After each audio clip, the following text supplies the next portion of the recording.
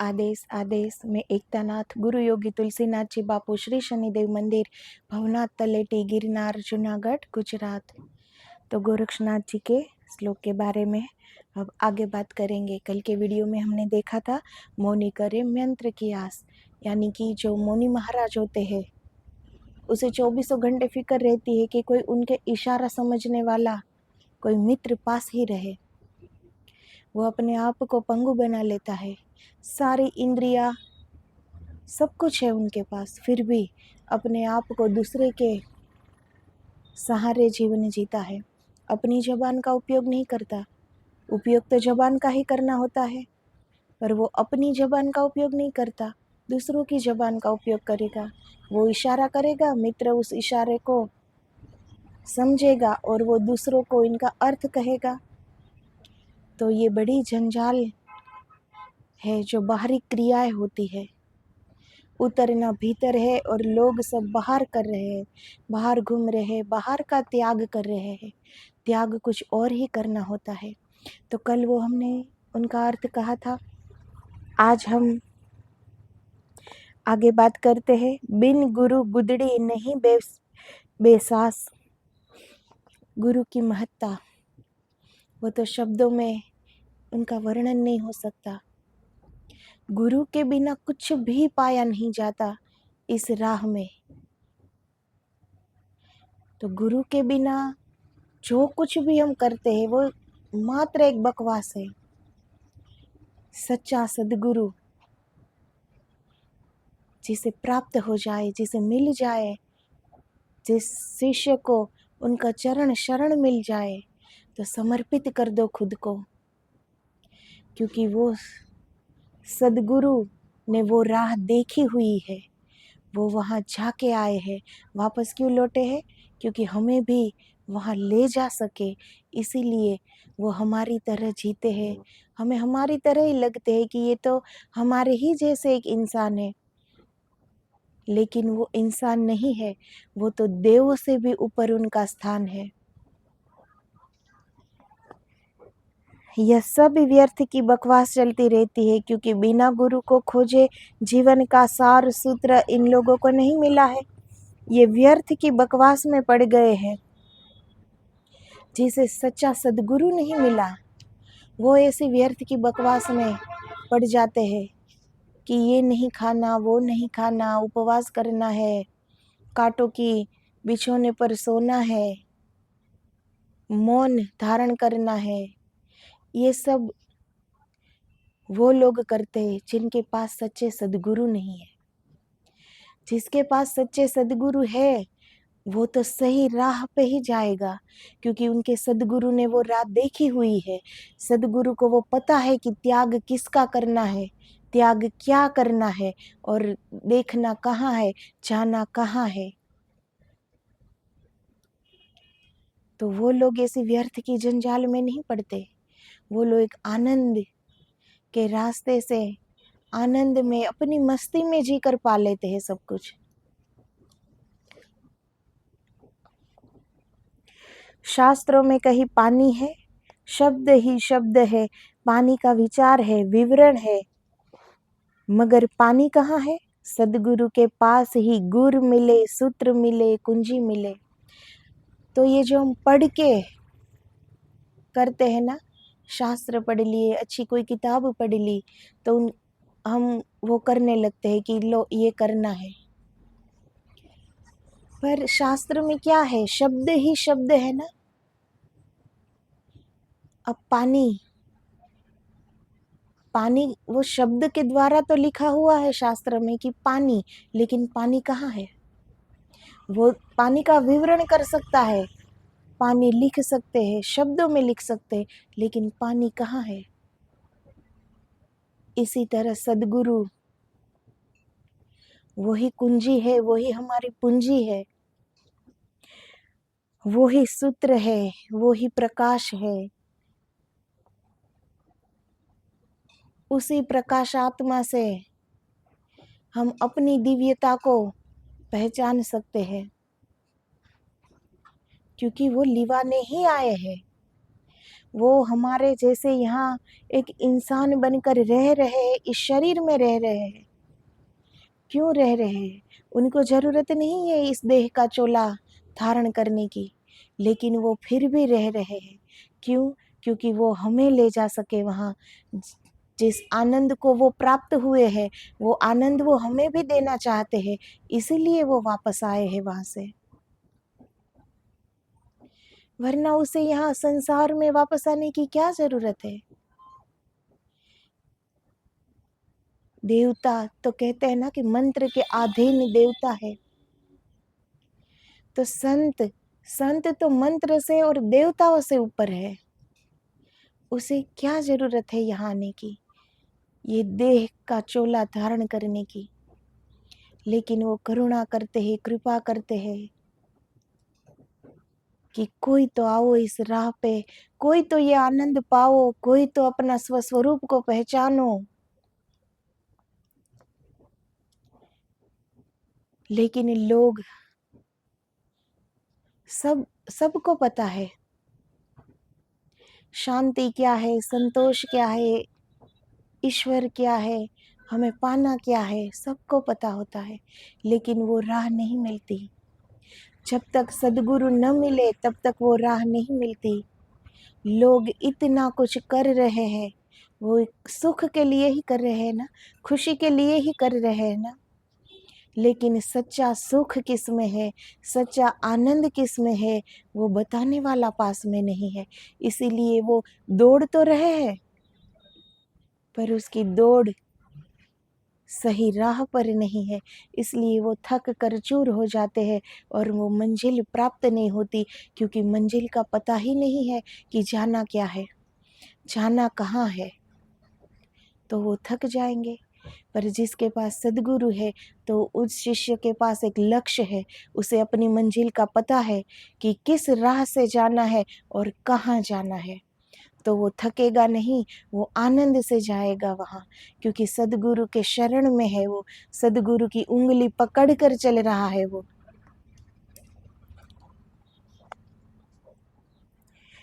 गोरक्षनाथ जी कहते हैं, वह तो सारे जगत में सुगंध की तरह भरा हुआ है, उसकी सुगंध से सारा जगत सुगंधित है। बास सहती सब जग बासिया, स्वाद सहता मीठा, साच कहूँ तो सदगुरु माते रूप सहता दीठा। बास सहती सब जग बासिया, स्वाद सहता मीठा, और उसको मिठास सारे जगत में है। लेकिन कोई सिखाने वाला मिले, कैसे उसे चखे, कोई बताने वाला मिले, कैसे उसकी सुगंध हमारे नासापुटों तक आ जाए, कैसे उसका संगीत हमारे कानों से संयुक्त हो जाए। तो ईश्वर की इस सृष्टि में हर जगह दिव्यता है, मिठास है, पर कोई चखाने वाला तो हो कि वो मिठास चख के कैसा लगता है।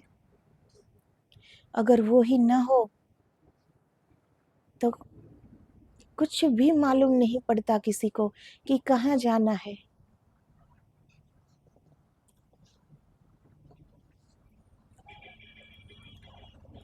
ये जो संगीत के सुर है, वो भी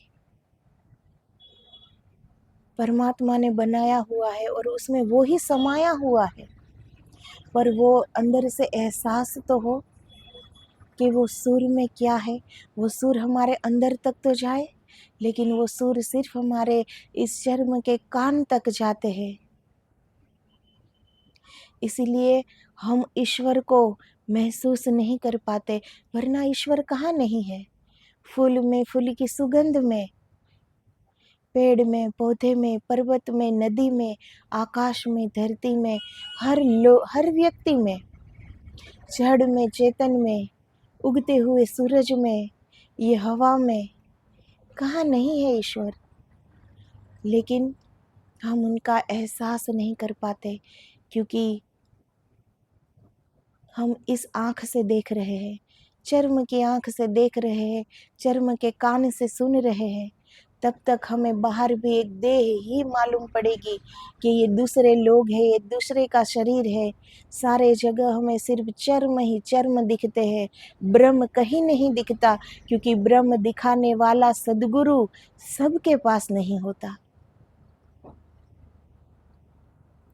साच कहूँ तो सदगुरु माते रूप सहता दीठा। सच्ची बात इतनी है कि जब तक कोई देखने वाला न मिल जाए जिसने देखा हो, तब तक तुम्हारा संबंध जुड़वाया न जा सकेगा। अब जिनके पास सच्चे सदगुरु नहीं है, पूरे सदगुरु नहीं है, उनका शिष्य क्या देखेगा? वो यही असार संसार ही देखेगा। आंख खोलेगा तो वो संसार ही पाएगा, कुछ नहीं छूट पाएगा उनसे। इसीलिए ही ये दौड़ है। स्वयं को पता है कि मुझसे अभी कुछ नहीं छूटा है, सब कुछ अंदर बिखरा पड़ा है, तरंगे उठती ही जा रही है, उठती ही जा रही है, और शिष्य उसे दबाने की कोशिश कर रहा है, दबाने की कोशिश कर रहा है कि किसी को मालूम ना हो जाए कि मेरे अंदर क्या तरंगे उठ रही है। क्योंकि हमारी ऊर्जा का बहाव कहाँ होना चाहिए, ये सद्गुरु समझाते हैं, ये सद्गुरु कहते हैं। तो जो हम अन्न खाते हैं, जो हमारे शरीर में, उनसे एक ऊर्जा पैदा होती है। अतिरिक्त ऊर्जा कहाँ जाएगी? जिसे मालूम नहीं है कि ऊर्जा हमें ईश्वर तक पहुंचा सकती है। हमारे जो ये देह की, मन की, आत्मा की जो अंदर की एक ऊर्जा है, वो हमें ईश्वर की ओर ले जा रही है, लेकिन राह पता नहीं है। तो इस ऊर्जा का लोग गलत उपयोग करते हैं, गुस्सा करते हैं, क्रोध करते हैं, न करने के काम करते हैं, न बोलने का बोलते हैं। दिलो दिमाग में वासना बन के उनकी तरंगे उठती है, और वो शिष्य वो जबरदस्ती उस तरंगों को दबा रहा है। तो इससे क्या प्राप्त होगा? अंदर तो पड़ा ही है, अंदर विकार, वासना, इच्छा, महत्वाकांक्षा, सब कुछ धरा की धरा पड़ा है। वो सिर्फ उसे दबा रहा है कि किसी को पता न चल जाए। तो क्या प्राप्त होगा? जब तक कचरे का ढेर निकलेगा नहीं, तब तक वो सत्यम शिवम सुंदरम कैसे दिखेगा? तो इन चीजों को दबानी नहीं है, उस स्वतः खो जाती है जब सही राह का पता लगता है। तो वो सद्गुरु बताते हैं हमें कि उस ऊर्जा को किस दिशा में ले जाना है। और ये जो हमारी इच्छाएं हैं, अपेक्षाएं हैं, महत्वाकांक्षाएं हैं, हमारी वासनाएं हैं, उसे दबाना नहीं है, पर सत्य का दर्शन करते, जिसने सत्य का दर्शन कर लिया, वो अपने आप अंदर से स्वतः चले जाते हैं। लेकिन उनके लिए पूरा सद्गुरु चाहिए कि वो हमें सत्य के मार्ग पर ले जाए और आत्मदर्शन करा ले। फिर तो उसे पता चल गया कि ये आत्मा, ये परमात्मा ही चारों ओर है। फिर क्या इच्छा, किससे इच्छा करोगे, कौन सी इच्छा करोगे, क्या महत्वाकांक्षा रखोगे, किस देह में वासना रखोगे? जब देह एक मिट्टी है, एक दिन मिट्टी में मिल जाएगी। जिसने ब्रह्म का दर्शन कर लिया, उसे फिर देह नजर ही नहीं आती, तो फिर वासना कैसे, विकार कैसा? लेकिन जब तक ब्रह्म तत्व का दर्शन नहीं किया, तब तक तो वो है ही। तो फिर वो क्या करता है? वो दबाता है। और भी विडंबना कि वो दबाई हुई ऊर्जा और जोर से उछलती है, उसे वो फिर दबाने की कोशिश में लग जाता है। इसमें वो परमात्मा का भजन, परमात्मा का ध्यान, स्वस्वरूप का दर्शन कैसे कर पाएगा? इसीलिए सद्गुरु जब तक नहीं मिलते, कुछ भी प्राप्त नहीं होता। ये कोई जबरदस्ती का मार्ग नहीं है, ये तो आनंद का मार्ग है, ये सत्य का मार्ग है।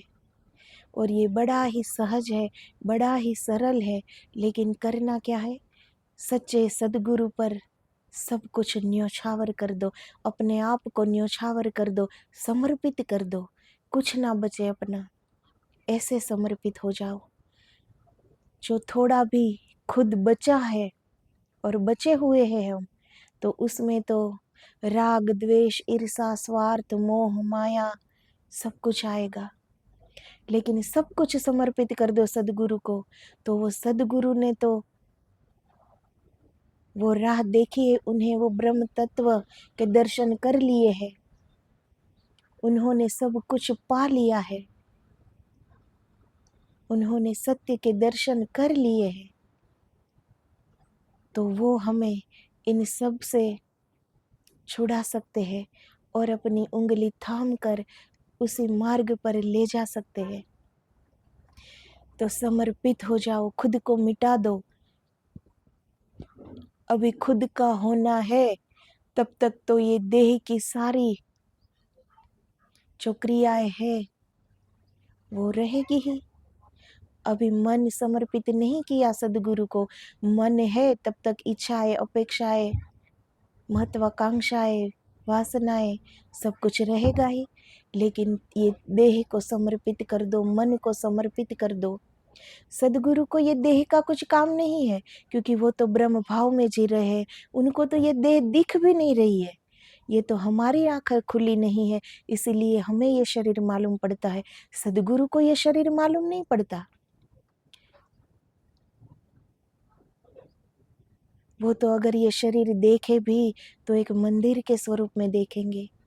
इतने पवित्र, इतने पावन सदगुरु होते हैं, उसमें एक सुई के नोक बराबर भी कोई अशुद्धि नहीं होती, तभी तो वो ब्रह्म दर्शन कर पाए ना। ब्रह्म दर्शन करना क्या सरल बात है? हर दोष से मुक्त, हर इच्छा से मुक्त, खुद को संपूर्ण मिटा दिया होगा, तभी तो उसने उस ब्रह्म को पाया होगा।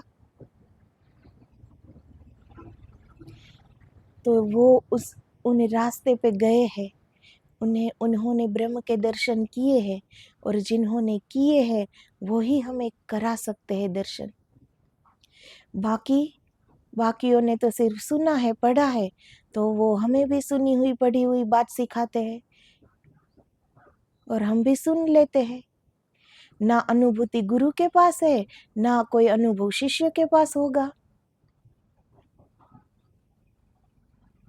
इसीलिए जब सच्चे सदगुरु मिल जाए तो सोचो मत, समर्पित हो जाओ, वो पहुंचा देंगे।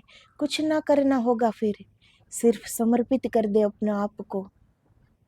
थाम लो सदगुरु की उंगली, थाम लो सदगुरु का शरण, वो ले जाएंगे वहां, क्योंकि उनका तो वहां ही आना जाना है और वो तो वहां ही बसते हैं। वो तो हमें मालूम भर पड़ता है कि वो हमारे साथ है। वो हमारे साथ में, हमारे बीच में होते हुए भी हमारे साथ में नहीं होते।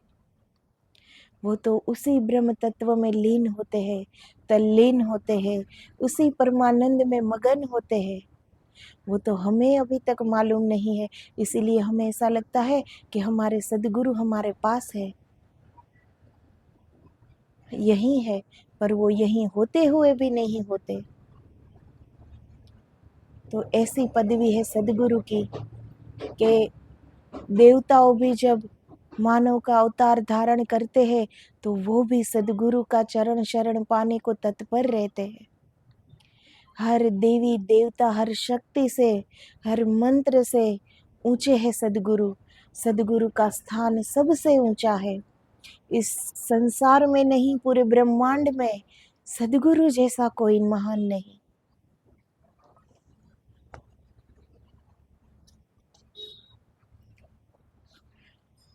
बिन गुरु गुदड़े नहीं बेसास, बिना गुरु के विश्वास नहीं आएगा, श्रद्धा नहीं आएगी। कोई आँख वाला ही तुम्हारे भीतर यह आत्मविश्वास पैदा कर सकता है कि हाँ परमात्मा है, क्योंकि कोई आँख वाला ही साक्षी हो सकता है, चश्मदीद गवाह। अब जिसने पढ़ा है, जिसने सुना है, वो अगर कहेगा कि परमात्मा है पर उनकी खुद की अनुभूति नहीं होगी, तो सुनने वाला भी सिर्फ कानों से सुन लेता है, उसके दिल तक, उसके आत्मा तक, उसकी रूह तक वो तड़प नहीं जागेगी। क्यों? क्योंकि कहने वाले के पास अनुभूति नहीं है।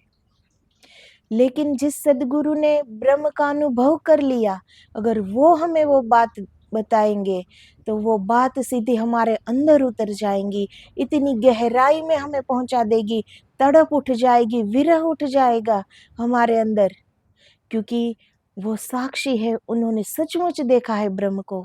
इसीलिए वो उनकी अनुभूति बोली, वो शब्दों से सिर्फ नहीं बोले, उनकी अनुभूति बोली, और वो चोट लग जाती है हमें कि नहीं परमात्मा है, क्योंकि उन्होंने देखा है, वो साक्षी है, वो साक्षी बन जाते हैं।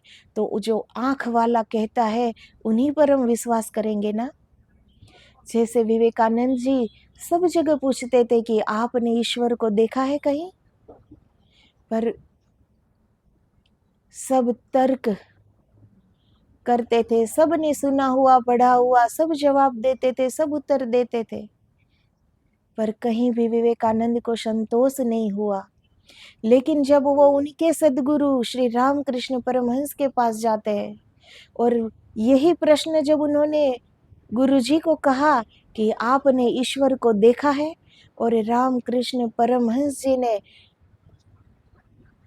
एक पल की भी देर न लगाते हुए कहा, हाँ बिल्कुल देखा है, ऐसे ही जैसे मैं तुमको देख रहा हूँ, ऐसे ही जैसे तुम मुझे देख रहे हो, ऐसे ही मैंने ईश्वर को देखा है। और ये उनकी अनुभूति थी कि रामकृष्ण परमहंस जी ने सचमुच ईश्वर को देखा है। इसीलिए तो इतने बुद्धिमान विवेकानंद जी, जिनके पास तर्कों का पूरा सागर था, फिर भी वो वहां झुक गए। क्यों? क्योंकि रामकृष्ण परमहंस जी, उन्होंने वो ब्रह्म के दर्शन कर लिए थे, इसीलिए कहा तो सामने वाले को मानना ही पड़ा। तो जिसने देखा है वही हमें पहुंचा सकता है, और उन्हीं की बात पर हम विश्वास कर सकते हैं अंदर से। वरना तो पढ़ी हुई बात लोग हमें कहते हैं और हम इन कानों से सुन लेते हैं और 2-5 मिनट में भूल जाते हैं। पर जिसने देखा है उनकी बात हमारे दिल में चोट कर जाती है, लग जाती है, हमें विश्वास हो जाता है कि परमात्मा है और उन्हें देखने का मार्ग भी है। किसी गुरु को खोजे बिना कुछ नहीं मिलता। इसी तरह के व्यर्थ के झंझटों में लोग पड़ जाते हैं, और गुरु की बात छोटी है, छोटा सा सूत्र है कि सहज हो जाओ। जिसने ब्रह्म के दर्शन किए हैं उन्हें सही मार्ग का पता है। वो ऐसी व्यर्थ की बकवास नहीं कराएंगे अपने शिष्य से कि ये मत करो, वहां मत जाओ, ये मत, कपड़े मत पहनो, खाना मत खाओ, बोलो मत। ये ऐसे व्यर्थ की बकवास नहीं करेंगे।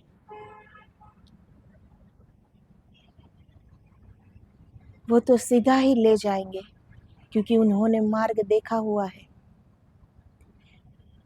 उनको पता है कि बाहरी कुछ भी करने से कुछ भी प्राप्त नहीं होगा, सिवाय के झंझट पाल लो बस। ये सब क्यों करना पड़ता है? अंदर की महत्वाकांक्षा है कि लोग हमें देखें, हमारे त्याग को देखें, कि देखो ये तो मौनी है, बोलते ही नहीं। अब मन में तो छटपटाहट हो रही है बोलने की, तरंगे उठ रही है,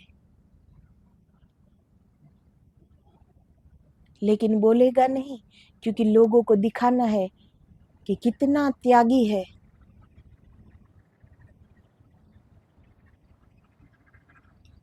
तो सदगुरु को पता है कि ये सब त्यागना नहीं पड़ता, परंतु ब्रह्म के दर्शन होते ही उसी पल सब कुछ अपने आप छूट जाता है। त्यागना नहीं पड़ता, बाहर से त्यागना नहीं पड़ता, त्याग हो जाता है। जब वो ब्रह्म का दर्शन हम पा लेंगे तो अपने आप सब छूट जाएगा, छोड़ना नहीं पड़ेगा।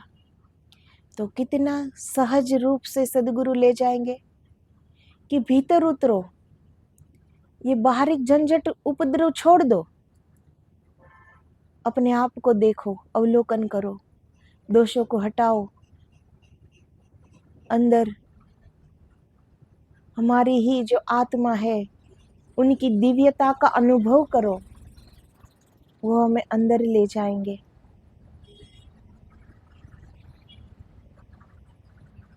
और जब हम भीतर उतर जाएंगे और आत्मदर्शन पा लेंगे तो स्वतः सब कुछ छूट जाएगा, छोड़ना नहीं पड़ेगा, ना सदगुरु को कहना पड़ेगा कि भाई ये छोड़ो वो छोड़ो, अपने आप ही छूट जाएगा। तो जो अपने आप ही छूट जाएगा जिस अनुभूति से, वो अनुभूति करो ना। अगर बाहर से ऐसे तुम छोड़ते जा रहे हो तो अंदर छटपटाहट होती है, फिर कहाँ से अंदर देख पाओगे, कहाँ से ईश्वर में ध्यान लगा पाओगे, कहाँ खुद को देख पाओगे। फिर तो वो छटपटाहट रहती है कि भाई मुझे तो भी ये बोलना है, ये कहना है, शब्दों के अंबार लगे हुए हैं, पर शब्द मुंह से नहीं निकलना, निकालना ही नहीं है, क्योंकि लोगों को दिखाना है कि भाई ये मौनी बाबा है, तभी तो मान सम्मान मिलेगा। और उसे खुद को मालूम है कि कुछ नहीं छूटा है, इसीलिए वो अपने आप को साबित कर रहा है कि देखो मैं कितना चुप रह सकता हूँ, मुझ में कितना त्याग है। वो अपने आप को साबित करता है। जो खुद को साबित करना पड़े, जो दूसरों को आगे साबित करना पड़े, ऐसे गुनहगार की भांति क्यों जी रहे हो। सहज जियो, सरल जियो, जीवन अपने आप सुंदर हो जाएगा, अपने आप सात्विक हो जाएगा। तो सदगुरु का एक ही सूत्र है छोटा सा, कि सहज रहो।